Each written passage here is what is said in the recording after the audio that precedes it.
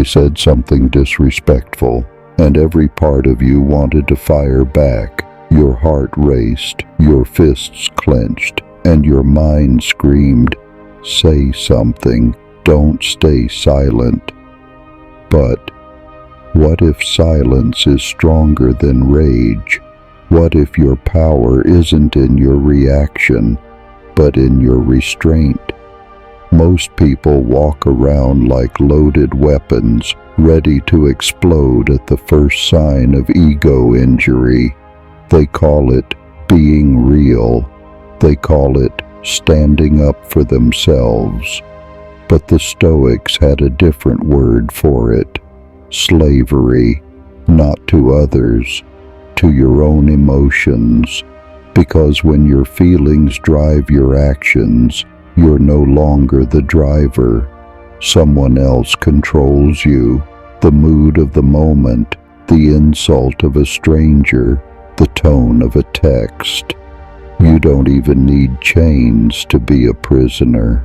You just need a mind that can't stay still. And the worst part, most people don't even know they're trapped. They confuse noise for power and silence for weakness. But I know you felt it. That moment when you could react but didn't.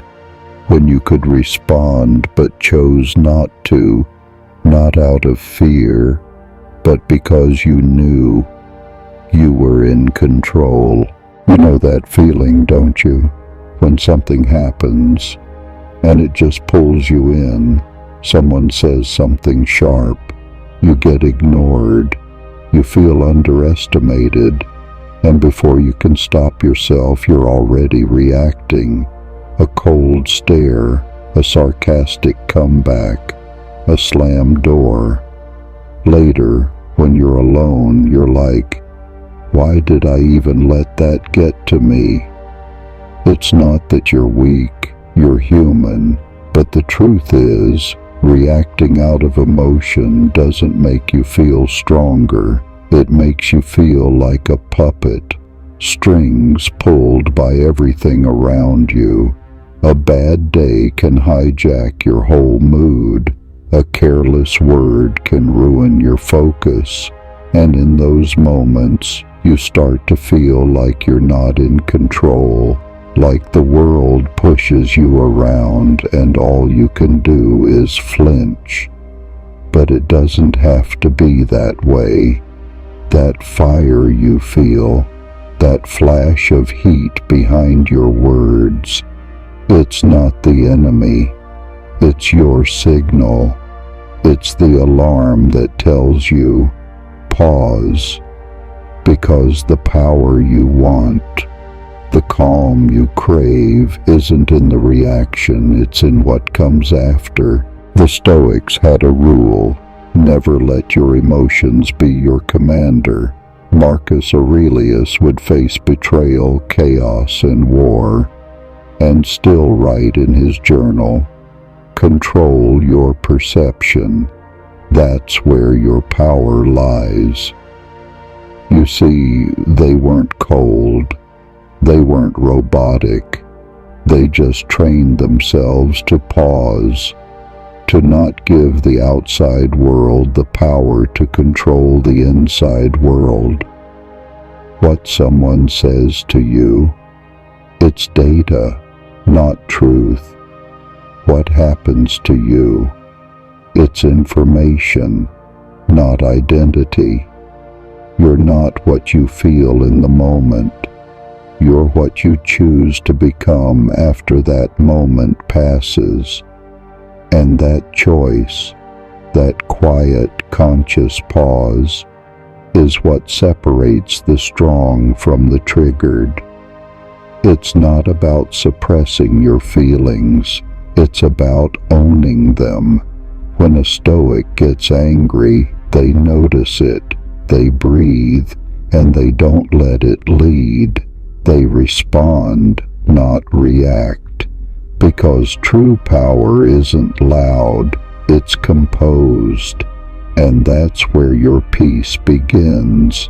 If you're still here, Maybe you're done letting your emotions be the boss.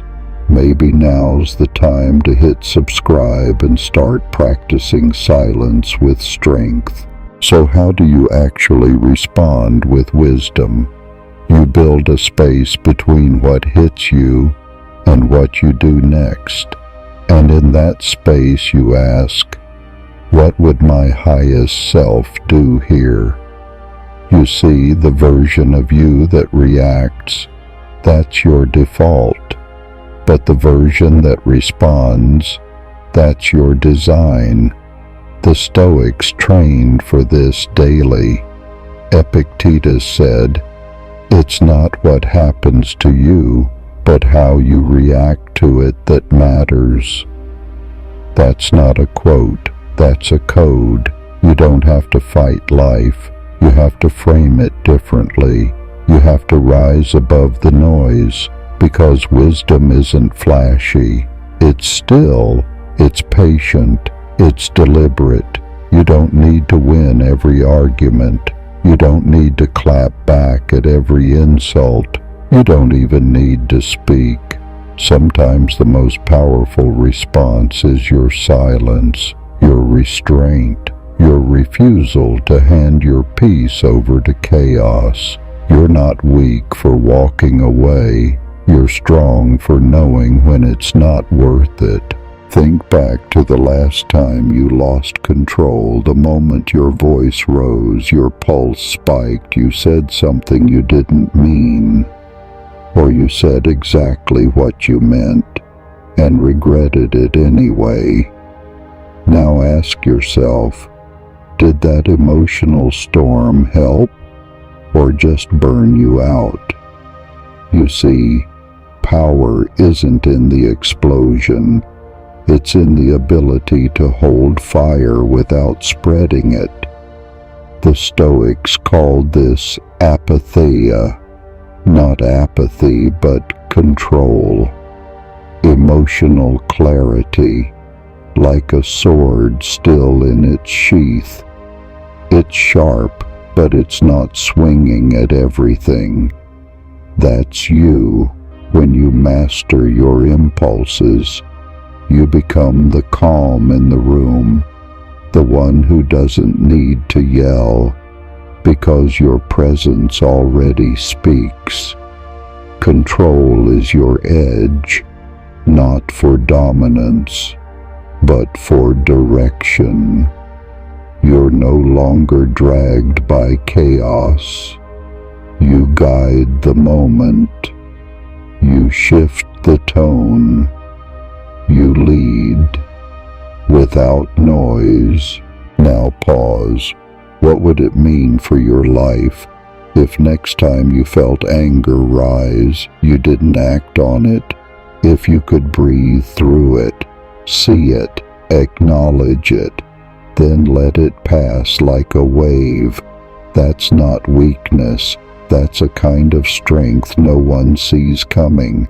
And that kind of calm, it shifts rooms, it disarms chaos, it leads without needing noise. This is the Stoic way, to move with clarity, not clutter, to answer, not react, to become fireproof, not fireless. When others burn, you remain, and your strength isn't shouted, it's sensed, like gravity. So ask yourself this, when emotions flare, do you rule them, or do they rule you? Because the one who stays calm shapes the future.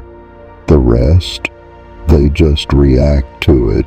What would change in your life if you responded to every challenge like a philosopher, not a flame?